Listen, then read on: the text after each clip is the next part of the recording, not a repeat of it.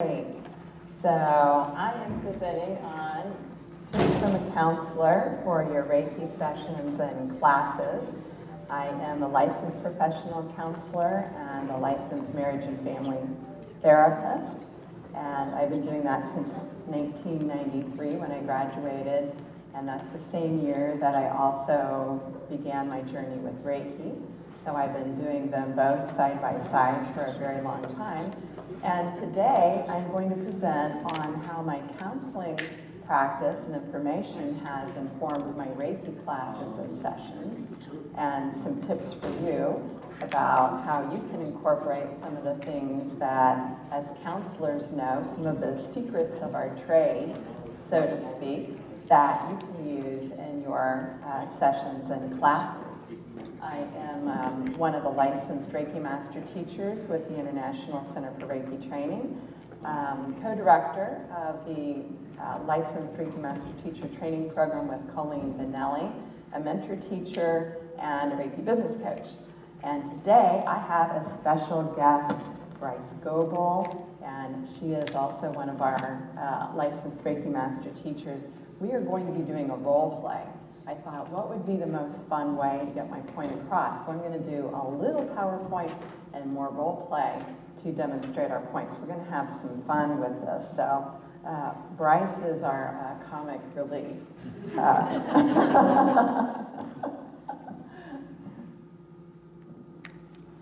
All right, what we're covering today.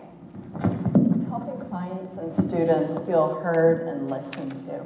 This is so important. In counseling, what we know is the biggest change agent is just helping our clients feel that they are important, that we are giving them our full attention, that we care about them, that we have unconditional positive regard. That's our counseling lingo for being non-judgmental. And that is actually one of the biggest change agents in counseling. Well, guess what? That is also the same thing in Reiki and in our Reiki classes. You know, having them feel like we truly care for them and we can encourage them with their healing journey and with their Reiki practice. Structuring the session and the class. That is our job as the facilitators to structure it. How do we do that? We provide sacred space by preparing the session room, the session class with Reiki, sending Reiki ahead of time, and also keeping things on schedule so that we don't run over. We're going to demo what happens when your Reiki class runs over and how that can be a problem for the students. And then working with clients and students with mental health issues. Here is a really interesting statistic. Out of the adult population, 18 and over, 1 out of 6 of them has a mental health disorder. So if you have 6 people in your Reiki class, probably one of them has something like depression, anxiety, post-traumatic stress disorder, or even maybe one of the bigger things like a personality disorder or schizophrenia, where they may be seeing and hearing things that don't exist. Or, you know, maybe they're on the autism spectrum, or they have attention deficit hyperactivity disorder. You know, that's a pretty common thing. So it's helpful to be thinking about that and thinking, how am I going to accommodate these students and clients, and what can I do to help them? Because having a mental disorder is stressful. So Reiki can really help with that. All right, talking about Reiki sessions first. All right, beginning the session. Some of the things that we do is we welcome them, we offer them water, we give them the forms, and we tell them what can they expect in a Reiki session. You know, what is it going to feel like? Talk to them for a few minutes before you put them on the table so that they don't feel, you know, as vulnerable. They have a little time to do what we call in counseling join. You know, feel that we're listening to them, hearing them, and saying what kind of hand positions we're going to use. Is it okay to touch? You know, getting permission, telling them about the scanning that we do. If you do scanning, or if you check chakras with a pendulum, or however you do it, you know, telling them what to expect. will help to ease their anxieties. Validating the client. All right, what does this mean? That means helping the client feel heard and listened to, cared about. You can say things like, wow, that must be really hard, or I can understand why you would feel that way, given your story. Or just even, ooh, that sounds rough. So saying comments like that, letting them know that you heard them, and if it's more complicated, you could even summarize their story back to them and help them to feel heard that way. All right, handling emotional issues in session. How many of you have had emotional issues come up in a Reiki session that you have given? Yeah, okay, that's pretty common. Okay, there's ways to handle that work well, and there's ways to handle it that don't work well. We're going to have some fun and show what not to do. Then we're going to follow it with a better way to do it. So, helping the client feel like they can express their emotions in session and it's a safe place to do it. I had a little old lady client that was in an abusive marriage, and she would come in and she would literally rock on the table violently, like this. As soon as I started the Reiki, and I could only do hands-off Reiki on her because she would be rocking and shaking, and then she would start coughing and she'd want to yell. And I would have loved to have let her yell, but my counseling colleagues in the next office probably would have not liked that very well. So I gave her a pillow to yell into and encouraged her to express her frustration. And she always said it was so helpful for her, because this is not a marriage she wanted to leave. She was in her 70s.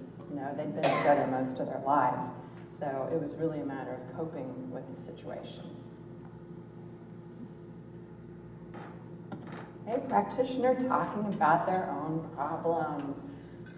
How many of you have gone to a healing practitioner where the person started talking about their own issues? Yeah, some of you? Okay, I know I have. I went to a healing practitioner and she told me, while she had her hands on me on the table, this was a chiropractor, and she said, yeah, my son just killed someone drunk driving and now he's in jail. It's like, wow, okay, I'm an empath. The energy just shifted hugely and that didn't feel very good.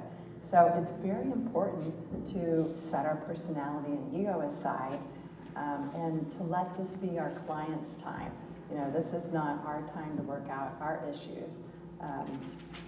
If you're friends or something, that's where it can be even harder. Do any of you trade sessions with someone? I find that to be the most challenging if you trade with someone because they're more likely to talk about what their issues are. So you have to make agreements about that and talk about that outside the session. Sharing intuitive information. How many of you get intuitive information in your Reiki sessions? Yeah, probably most of you. So there's good ways to share it, therapeutic ways, and there's bad things to share. What if you see something bad? Here's something that happened to one of my students. She went to a healing practitioner and the person told her that she was going to be in a car accident and die within the next 30 days. But here's the even worse part. He said, but if you work with me, I can help you and avoid that. I mean, that was just, I just felt all your energy from that. Yeah, that was really horrible. She called me up so distraught, so upset, and I told her that no true, authentic healer would ever do something like that. And that sounded more like a predator, someone who was really trying to take advantage of her and not to listen to that. And so she had to work through that, but that was very difficult. Working with clients with potential mental health problems. You may have someone come in that is, hearing things. As my wonderful colleague Bryce said, since we have holy fire, the quotient of weird has increased in our sessions because, as Bryce said, she was asking and meditating, why is that? And I got the same answer. It's because with Holy Fire Reiki, we have greater tools to heal it and to deal with it. So I've had some really interesting things show up in session. People saying that they're hearing these horrible voices, and then they'll start talking in that voice and saying what that voice is saying. And it can be a little alarming to everything from, coughing and sputtering. Now, just know that if that shows up in your office, you have the Reiki tools to deal with that. So never fear. Holy Spirit has dominion over all the second heaven beings, and that may well be some kind of spirit attachment. And we can do the healing spirit attachments exercise.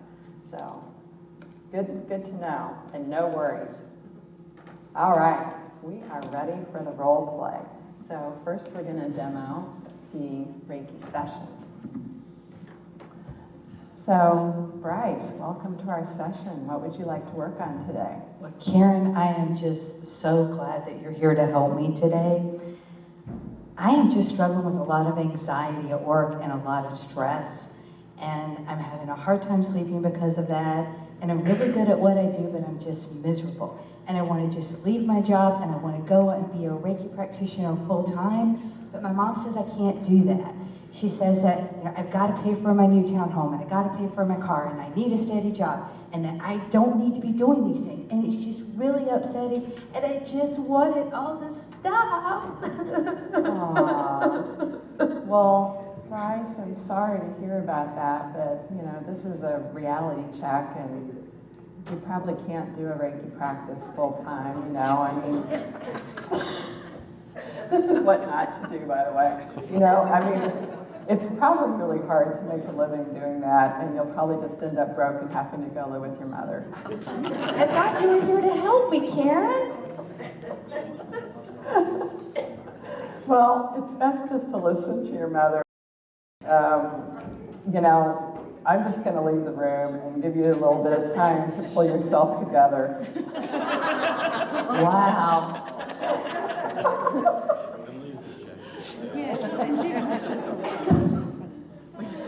Okay. My mother was really critical and controlling about me having Reiki practice, and it was so difficult, and I just,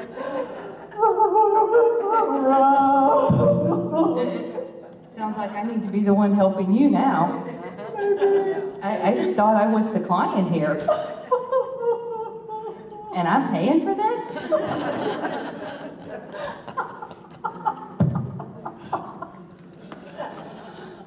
Sorry, I am quite the giggler.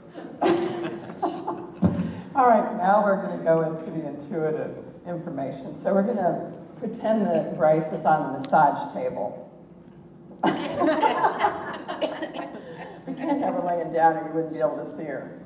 So, Bryce, I got some intuitive information in our session, and I saw a car accident in a red car. Do you have a red car?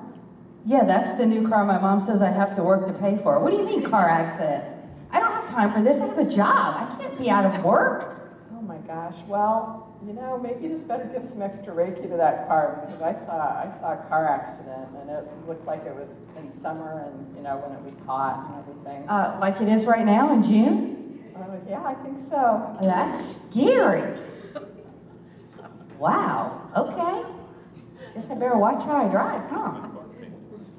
Maybe I need to trade in and get a new car that's not red.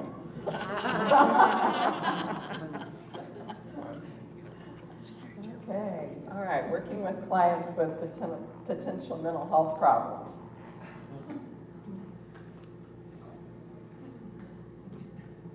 Karen, I'm so glad I'm here today and that you're going to help me with this stress, because I am not sleeping. Let me just tell you, every night I go to bed and I get comfortable and the aliens come and they abduct me and they're keeping me awake all night. So then I get to work and I'm tired and I'm not getting anything done, and we got to do something about these aliens. Okay, that's really weird. I really don't know what to say about that. I think maybe you need an exorcist. What? An exorcist for the aliens? Uh-huh. Wow. Okay, that's your advice, I guess. We need an exorcism. Okay, all right. I mean, all of this may sound kind of weird, but about 3 weeks ago, I had a client come in exactly with that scenario, being abducted by aliens at night, and, how am I going to handle that? All right, so that was all what not to do. Now we're going to demonstrate a better way to do it. Hi, Bryce. What would you like to work on today? Hi, Karen. I am just really, really stressed right now, and I got a lot of anxiety going on. I'm totally miserable at work, and I'm not having any fun, and I really just want to leave my job. I want to go and I want to be a Reiki practitioner full time, and my mom says I can't do it.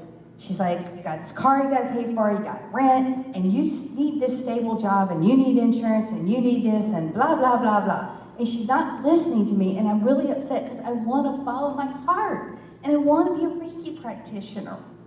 Aww. Well, Bryce, I can understand why you'd want to feel that way, because you love Reiki, you're such a dedicated Reiki practitioner, and that's so stressful doing a job that you don't really like, that doesn't really fit with your heart intention. And I think that you'd be a great Reiki practitioner. Thank you, Karen. Yeah, here's a tissue. Go ahead and allow yourself to cry. It's okay to cry in here. You can cry all you like. Yeah. Well, how about we release that stress in a session, and what would you think about scheduling another session where we could plan out how you could begin your Reiki practice? That sounds great. It's wonderful that you would be willing to give me some advice on that. Yeah.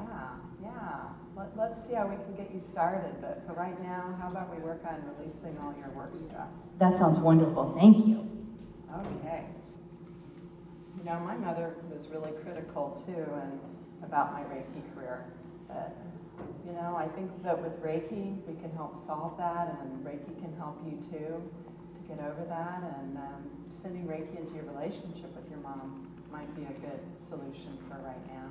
That's a great idea. I hadn't thought about that. Okay. All right. Now we're moving into the sharing intuitive information, pretending that Bryce is on the massage table.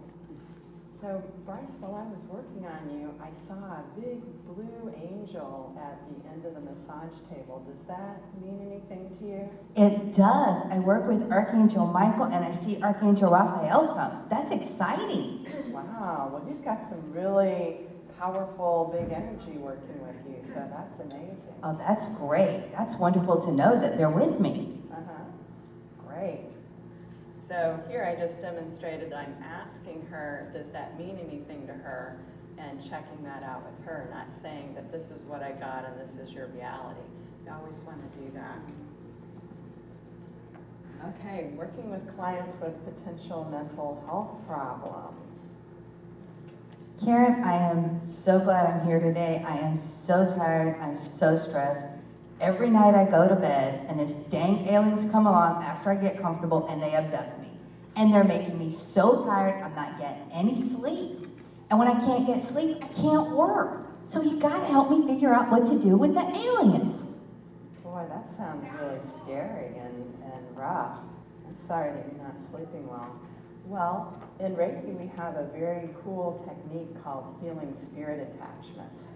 And, the aliens might be some sort of spirit attachment. So I'd suggest that we try that for a few times. We can do a session on that today. What do you think? That sounds really good. Maybe the aliens will leave me alone then. Okay, all right. Yeah, we can try that, a few times and see what we can do. Maybe one time will work. We don't know. And if that's not quite enough help, then I have the card here of a counselor who's also a Korean Reiki master. It sounds like you deserve some more support with that. And, so that's another resource if you feel inclined. That sounds really good, and since you trust this person, I know I can trust them too. Okay. All right, great. All right, thank you, Bryce. Let's give her a hand here.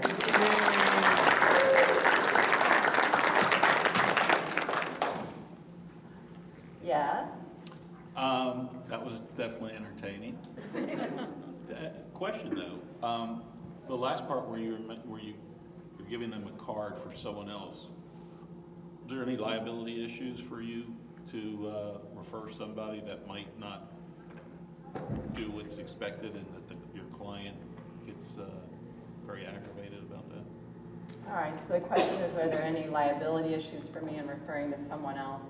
Not that I'm aware of. You know, as a counselor, we refer to other people, and no, I'm not responsible for that other person's work. But you know, it would be helpful if you're doing Reiki sessions to form an alliance with another counselor or two that maybe is Reiki friendly, or a Reiki practitioner that you can trust, so that you can give out the card. Okay, good question. All right, we're going to have time for a question section at the end, too. So now I want to move into Reiki classes and validating the student. So how do we validate the student in Reiki class? First, we help them to feel welcomed. You know, we give them a hug, welcome them to class, and have them share about themselves. During class, we try to encourage the student. Many students have a fear that they're not going to be able to do Reiki. I think that's the most common one that I have encountered, and we want to give them the feeling that yes, they can do it. Because if they leave the class feeling like they're not getting it, then they're not likely to use this amazing tool that we all know is such a gift. So we want to encourage them any way we can, particularly with Biosen scanning, which is one of the things that students can feel more challenged with. And we also want to encourage their questions and say things like, you know, that was a good question, and validate them and really listen to them to try and understand their question, so that we make sure that we give them a good answer.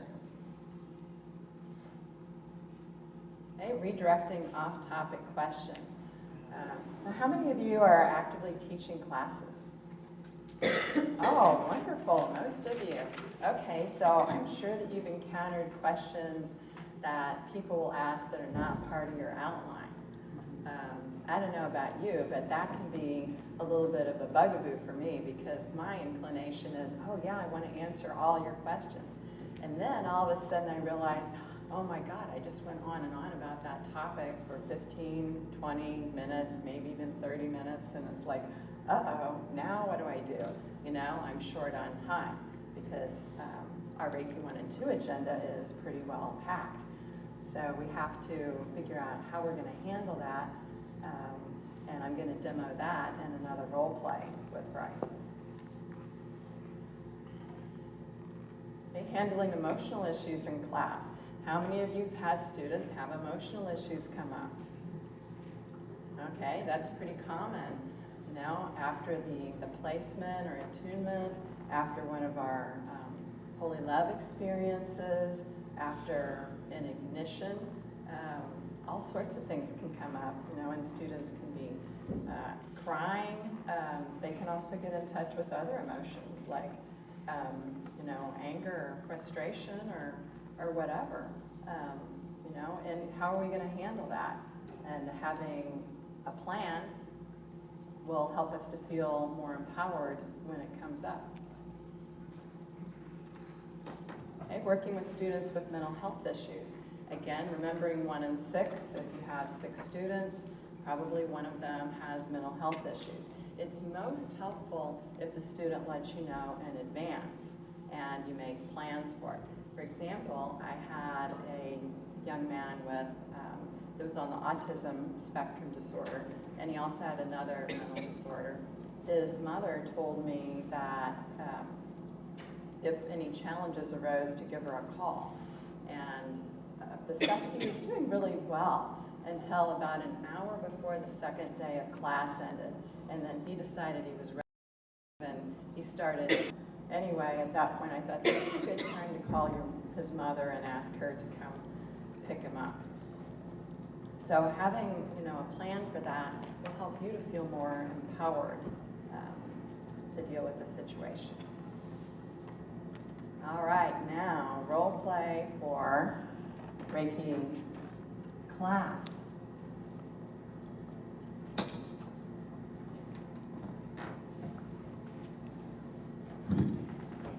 So, Bryce, welcome to class. Thank you, Karen. I'm very excited to be here. But, because I'm an engineer and I'm in my left brain a lot, all this corporate work I do, I am really afraid that I'm not going to feel this Reiki flow. I'm really scared that I'm not going to feel anything.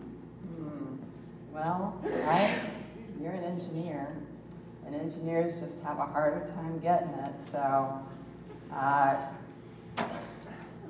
Wow. We'll just have to see what we can do. Okay. This is the wrong way to do it. Okay. Yet another question? I do have another question. Because of all the stress I have at work, I have this really cute betta fish on my desk, and I don't want the betta fish to have stress. I want to give my betta fish Reiki. How do I do that? I don't know. I mean, you can't take it out of the tank and Reiki it and hold it. It would croak. I don't know the answer to that. I can't help you. Wow. I paid for this class? Okay. I think I need to be Googling over here for a different teacher.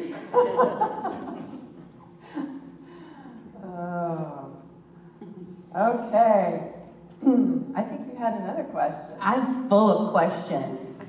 I went out and I got this really neat pendulum. Anybody got a pendulum? And I wanted to be able to use my pendulum and for chakras and figure out how it can help me do Reiki better. So how can I do that? Well, I love talking about how to check chakras with pendulums. So now I'm going to pretend that I've just dove into a whole big 30-minute explanation and a demo of how to use the pendulum and how to check chakras. But, it's the end of the day, and I realize I still have 30 minutes more of material to cover. So class, we're going to need to stay an extra 30 minutes to cover this extra material that I didn't get to. Really? I guess I need to go outside then and make a phone call because I have a babysitter and she was supposed to leave and I need to see if she can stay. And of course, that's going to cost me money because you're running behind.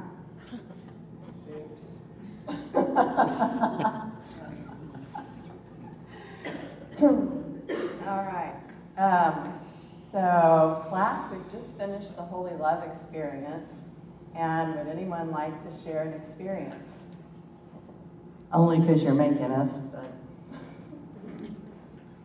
this was really hard for me. I started going through the experience and I saw my sister and she just passed away and that was really tough and you didn't tell us that might happen. Gosh, Bryce, well, why don't you just take a minute to try and pull yourself together, and you kind of just went through the class, so why don't you just take it outside the room and when you pulled yourself together, you can come back.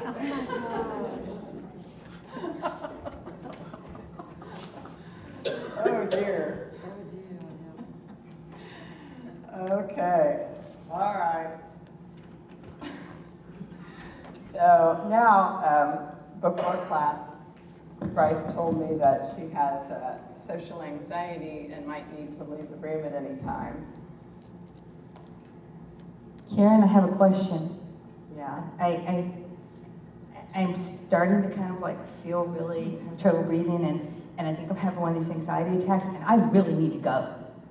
Oh, Bryce, quit worrying? Don't worry, be happy. I can't be happy. I'm having a hard time taking a breath. Oh, you're just over worrying. You're not being very helpful.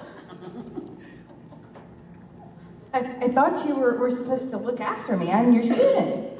Oh, well, I don't know how to deal with that.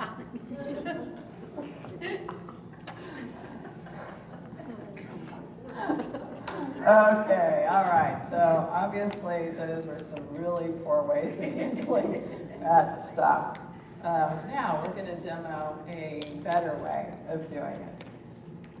All right, so welcome to class. Thank you. I am so excited to be here. I've been looking forward to this class for weeks. But you know, as an engineer, I spend a lot of time doing logical things, and I'm really, really afraid that I'm not going to feel Reiki in class, or even after class. Uh-huh. Wow, that is a really common fear, and I'm wondering how many of you have had that worry? You know, how many of you, when you were first learning Reiki, were wondering if you were going to feel it? Uh-huh. I know that when I first took Reiki class, I didn't feel the energy for the first year.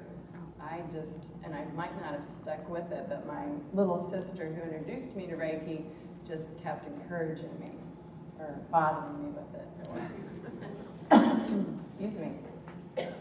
So I'm going to help you to feel the energy of class, of Reiki by the end of the class, and everybody else. That sounds great. Thanks. Yeah, you're going to be able to do it. You'll be amazed. Excellent. So that leads me to another question. Sure. Because I have all this stress at work, I got a beta fish and he's on my desk, and I don't want him to be stressed either. I would really, really like to figure out how to give Reiki to my beta fish. Oh, well, Bryce, that's a great question. So it's really very easy. You just put your hands together, activate your Reiki energy, and you can put your hands off the tank or on the tank, either one, and fish love Reiki. So try that. That sounds great. Thanks. Yeah. And if that was a question that I didn't know the answer to, then I could say I'll check with one of my mentors and get back to you. Yeah, because sometimes even experienced teachers, we don't know all the answers. You know, we have to think about it or consult a resource.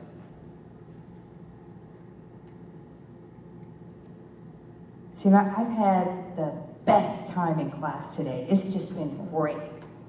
I got this new pendulum, and we're learning all this really cool Reiki, and we've been talking some about the chakras, and I would really love to learn how I can use my brand new pendulum to check chakras, and maybe even use my pendulum in Reiki sessions. Wonderful. Well, Bryce, that is an excellent question. Many people do like to use pendulums. I would love to cover that material, but it's not part of our agenda today, and I would be glad to talk about it some at lunch or on a break or after class. And I also have a whole YouTube video on that, on how to check your own chakras with a pendulum and how to check someone else's chakras. And you can find that on my YouTube channel at Karen Harrison Reiki.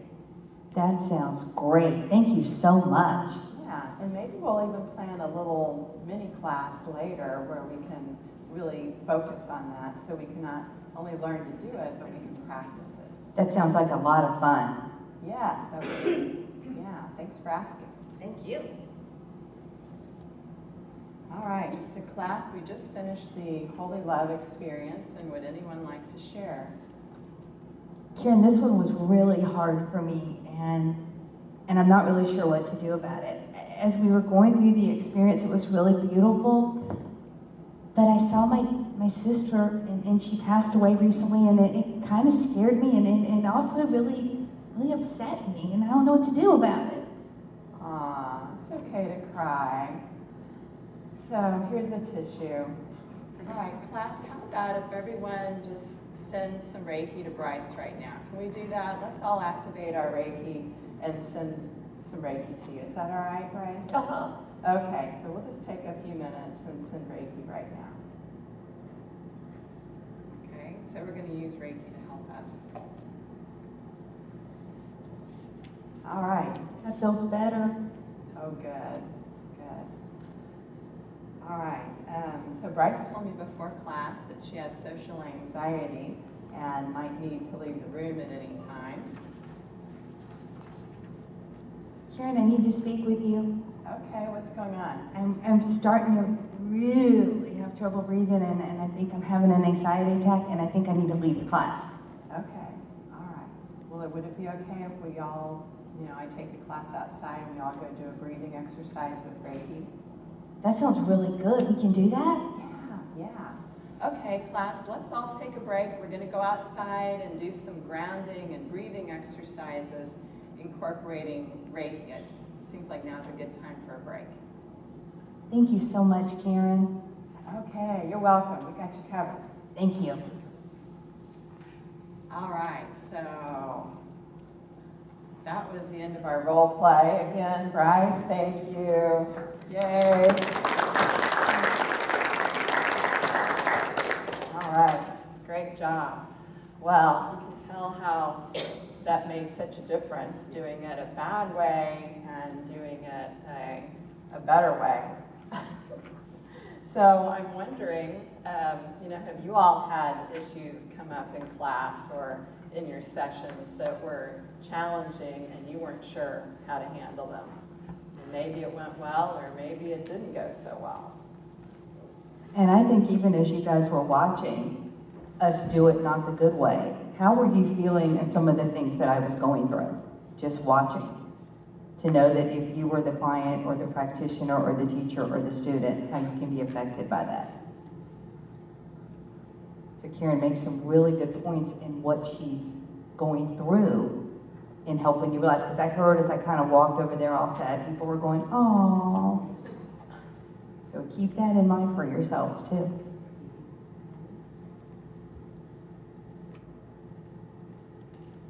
Okay. Yeah, Carolyn. What do you do with a student that won't stop talking? All right, so what do you do with a student that won't stop talking? Yes, that can be a common one.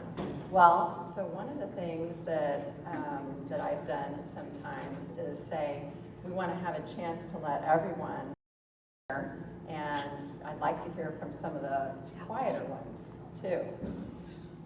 Or another way I've handled it is say, I have a certain amount of time in each section to have a discussion about this, and if we run out of time, then we'll need to move on, but let's continue that discussion at lunch.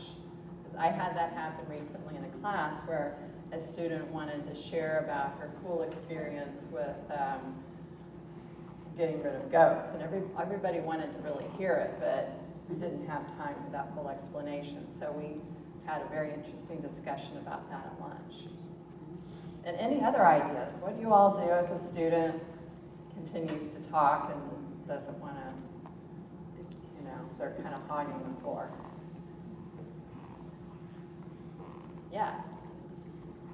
One of the things I've started doing as a teacher is to always have a Reiki session with any student before they're in class.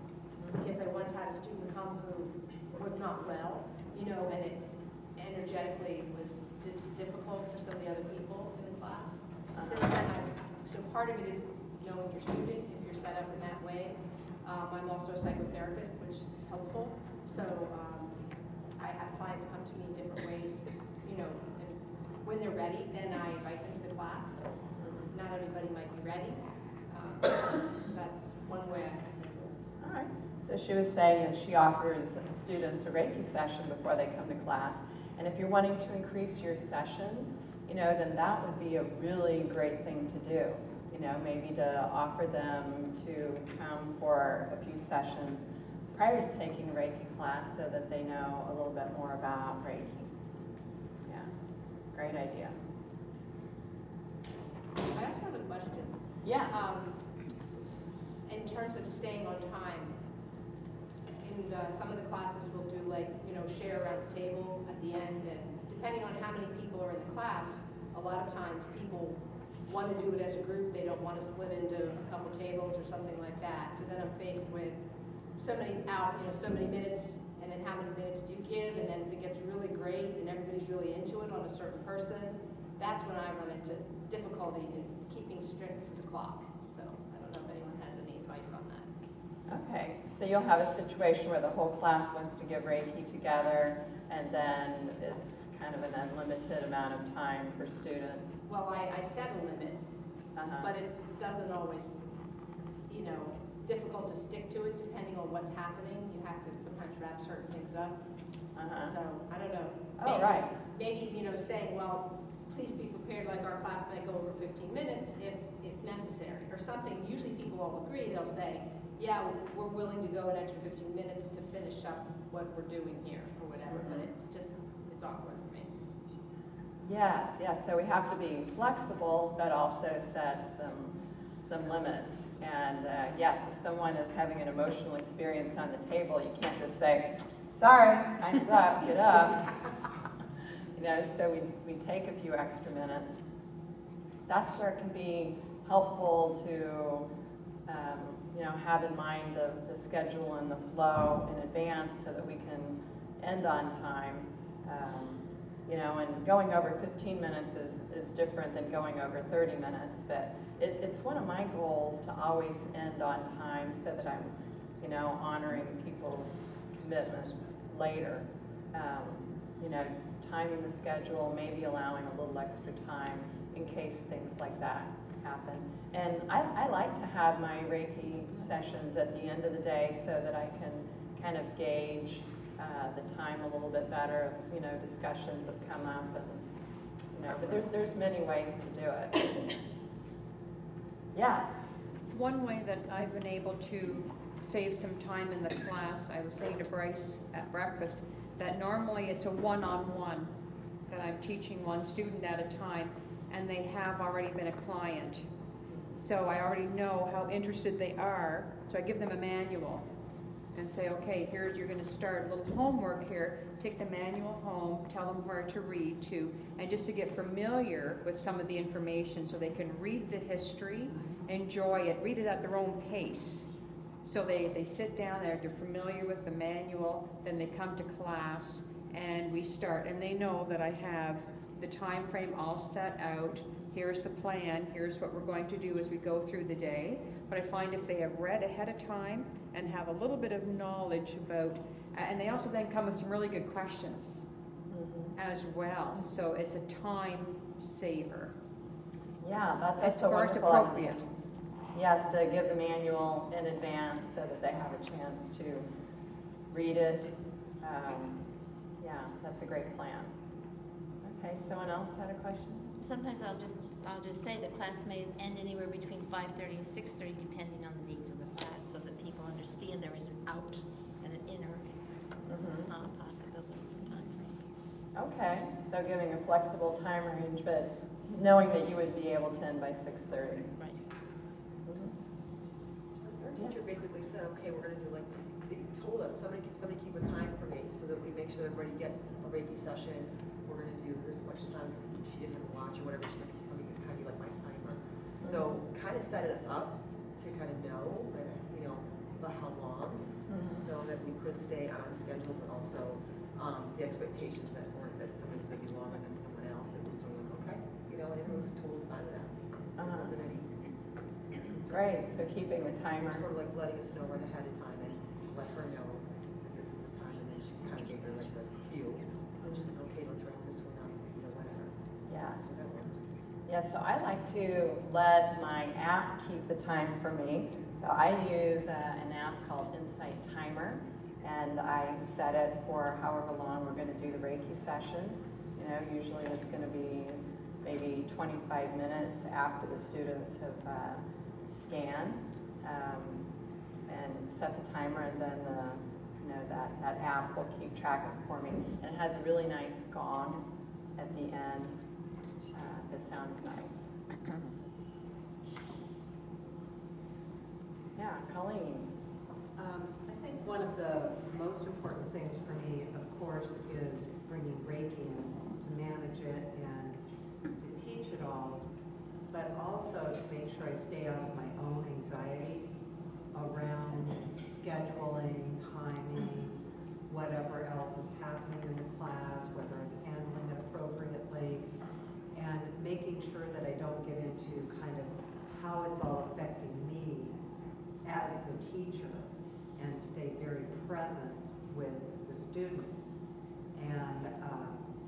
just bringing in, I think of it as like a divine authority rather than, how we think of authority, but it's a divine authority that Reiki's flowing through and handling each of the segments and will tell me how to manage each of the segments also.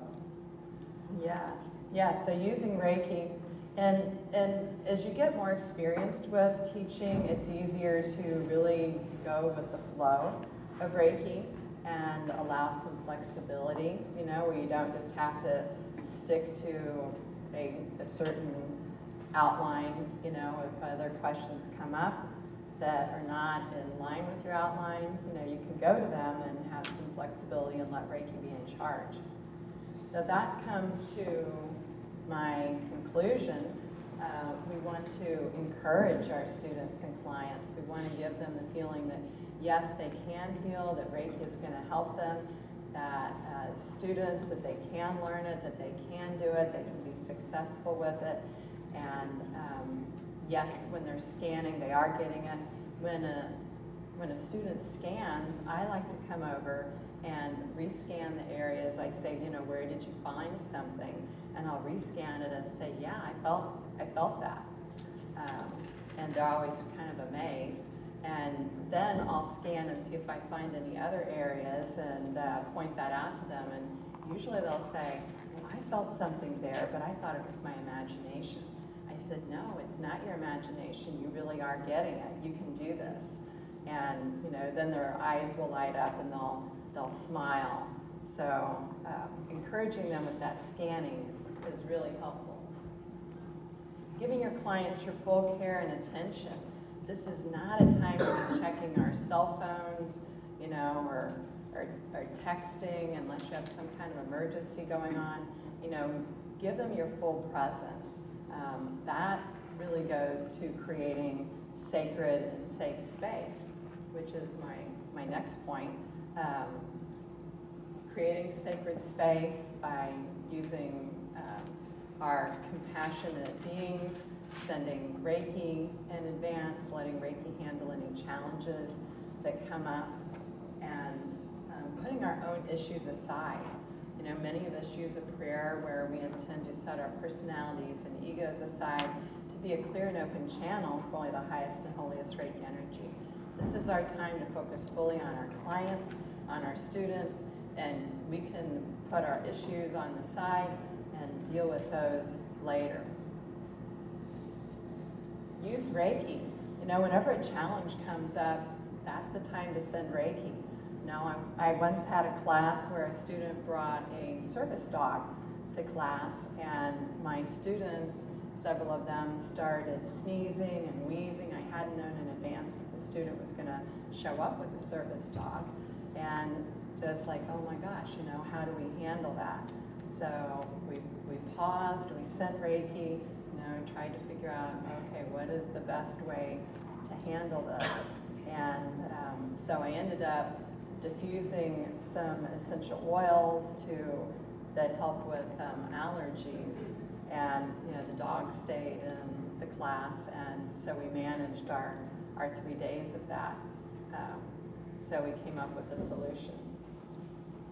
And you're going to learn a lot from your clients and your students. I know I've learned so much, and it's a constant growing, expanding experience like we had with Carolyn's experience, where we learned so much, and it is such an honor to facilitate Reiki sessions and classes. So here's some resources for you. I've written a couple articles that I'm going to be submitting to the Reiki News magazine to see if they're can be published. Tips from a counselor for Reiki sessions and tips from a counselor for Reiki classes. And I already have an article published called Lessons from Holy Fire in the Reiki News Spring 2016 edition, where I talk about how to incorporate some of these ideas from counseling in Reiki sessions. And for those of you that are have some sort of mental health background, I also have 2 articles on Reiki for mental health professionals, part 1 and part 2. You know, if you're a social worker or something like that. Okay, you can check out my website, KarenHarrison.net. I have my YouTube channel, Karen Harrison Reiki, where I've got those how to check your chakra videos and some other Reiki videos. That's my little hobby, making YouTube videos. Now I just got to learn how to edit them. All right. Deb Karpak wrote a wonderful book called Creating and Sustaining a Thriving Reiki Practice, where she talks about doing it afraid. I think that's the main theme of her whole book. How did she conquer fear after fear after fear that comes up in having a Reiki practice. And then Judy McCracken's article on tips for Reiki sessions in the summer 2015 Reiki News, and also William Rand's articles on creating a thriving Reiki practice, which he has in the Reiki Master Manual.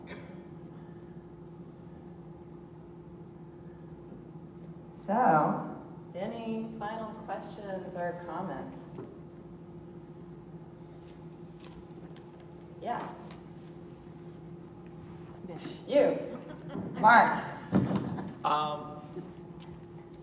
I'm fairly new, so I'm not looking at it necessarily as an occupation, but I would like to probably, maybe see a couple of people a week. So it wouldn't really behoove me to have my own studio.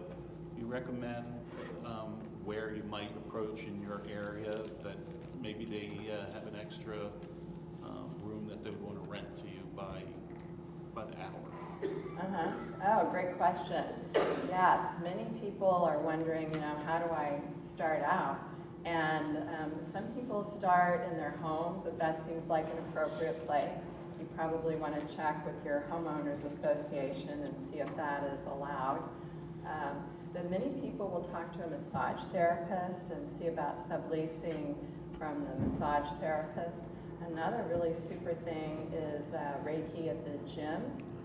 Deb Karpak wrote about that in her book, how she was able to rent a room in the gym and then advertise to all the gym members, or possibly work with a chiropractor and see if you can give Reiki before or after or both. For chiropractic clients, that could be a great place to start, or perhaps some other type of professional that maybe even a family physician. Thank you. Okay, any other questions?